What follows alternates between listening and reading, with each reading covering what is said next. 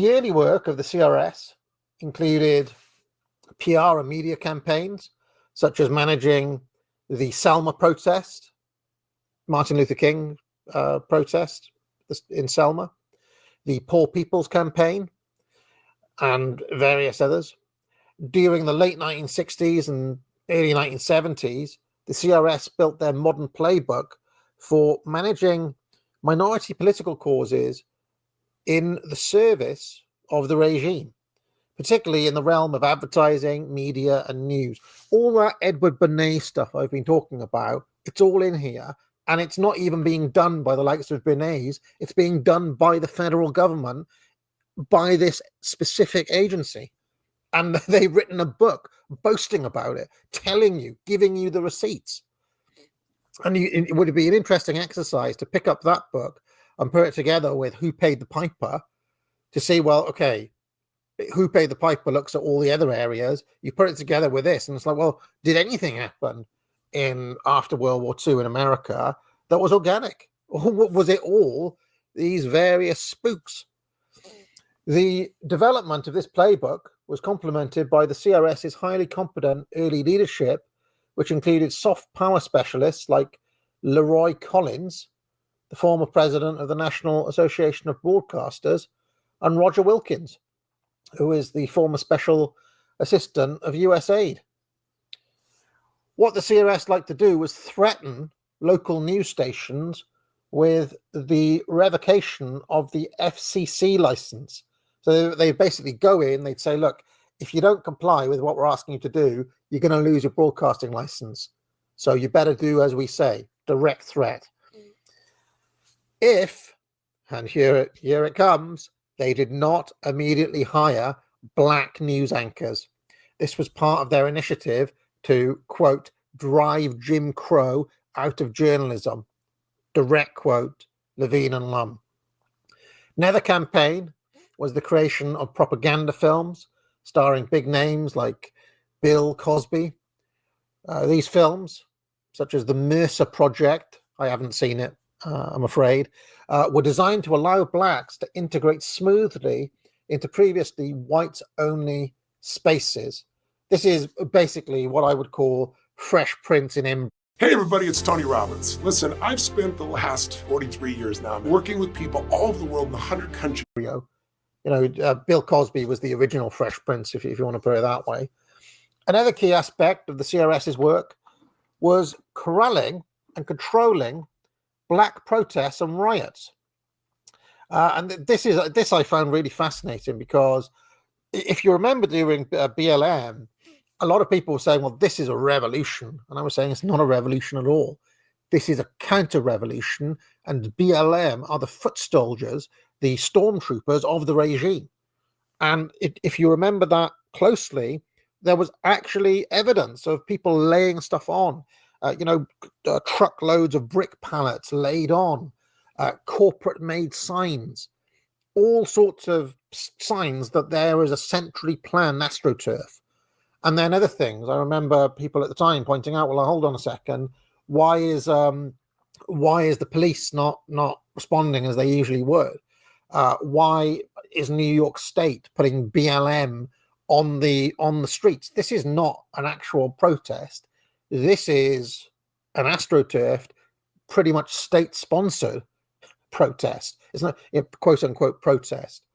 Like I said, Greta Thunberg's all the way down. Anyway, so corralling and controlling black protests and riots. This has been part of the CRS's mission from the very beginning. For example, in 1965, they worked with militant black leaders like Reverend Franklin Florence, who was a student of Saul Alinsky, of Rules for Radicals fame, as part of a summer project. The CRS's job with black militants during the summer project was twofold. One, to keep the black riots from overly angering the white urban population, and two, to prevent the nascent black separatist movement from gaining control of black opinion in America. And this is something else I've talked about before, and something the black community, especially in rap songs and things in the 90s, were always talking about. That basically there's a kind of spook element here where it has to be Martin Luther King. It cannot be Malcolm X. And I mean, if you have a look, I remember looking years ago at FBI tactics of infiltrating and shutting down black separatist movements. The playbook was developed against the likes of Malcolm X. So, and here it is from the horse's mouth. This book is really remarkable. It really is. Using a combination of propaganda, political maneuvering, cooperation with law enforcement, the CRS prevented white America from becoming enraged when black rioters destroyed multiple American cities during the summers of 1967 and 1972. They set up something called rumor control, an information warfare operation, and they continue to use that to this day. So there's actually a project sponsored by the federal government called rumor control. This is a method of capturing and debunking claims that are harmful to the regime. You're all familiar with fact-checking operations. Well, rumor control. In this case, rumor control was used to control local news media, downplaying the damage of the riots and amplifying excuses by civil rights leaders, explaining that riots were, quote, mere violent outbursts resulting from black oppression. And again, we saw this exact playbook during BLM, only it was so extreme during BLM that a lot of people ended up just laughing at them because it was so ridiculous. Yeah, the guy with the CNN camera saying like, oh, you're mainly peaceful protests, and you know the city's on fire behind him. We lived through it. I remember it. The difference now, of course, as opposed to back in the 60s, is that everybody's got a camera. Everybody's got a pocket phone. So these tactics, I think, don't work as well as they used to. Although, from any objective standard, I think BLM was a pretty good psyop, to be honest. CRS, at the same time, used similar tactics to discredit radical black separatists who advocated for blacks to check out from American society and set up their own nation.